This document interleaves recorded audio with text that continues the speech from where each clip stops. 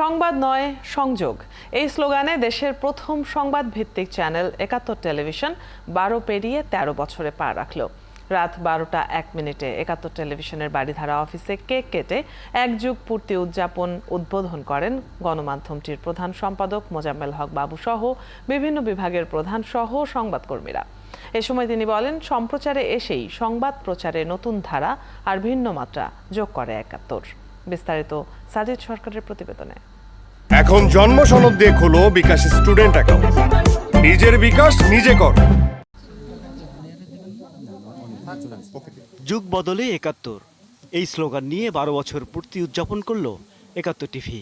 বৃহস্পতিবার রাত ১২টা ১ মিনিটে কেক কেটে ১৩ বছরে পা রাখল দেশের প্রথম সংবাদ ভিত্তিক এইচডি চ্যানেল ৭১। এ সময় উপস্থিত ছিলেন চ্যানেলটির প্রধান সম্পাদক ও ব্যবস্থাপনা পরিচালক মোজাম্মেল হক বাবু সহ কলাকুশলীরা। দীর্ঘ ১২ বছরে সবার আগে সত্য খবরটি তুলে ধরার চেষ্টা করেছে ৭১ টেলিভিশন। বিশ্বে যখন টেলিভিশনের পাশাপাশি সোশ্যাল মিডিয়া তথা ফেসবুক, ইউটিউব নির্ভর হয়ে পড়ছে দর্শকরা, তখনও দর্শক জরিপে দেখা গেছে গণমাধ্যম দেখার সংখ্যা এখনও অনেক বেশি। ইতিমধ্যেই ইউটিউবে ৭১ টিভির চ্যানেলটিও অন্যান্য টেলিভিশনের মধ্যে ১ নম্বর। ৫১% দর্শক টেলিভিশনেই দেখেন ৭১ কিংবা সাধারণভাবে গণমাধ্যম, বিশেষ করে এই ধরনের ব্রডকাস্ট। আপনাদেরকে আরেকটা তথ্য দিতে চাই যে দর্শকরা জানিয়েছেন তারা প্রায় ৫২% মানুষ এখনও সংবাদ বেশি পছন্দ করছেন। তারা আপডেটেড হতে চান, নতুন নতুন পার্সপেক্টিভ চান। এ সময় প্রধান সম্পাদক মোজাম্মেল হক বাবু বলেন, কুসংস্কার, ধর্মান্ধতা আর মৌলবাদের বিরুদ্ধে দৃঢ় অবস্থানের কারণে খুব কম সময়েই জয় করে গণমানুষের হৃদয়।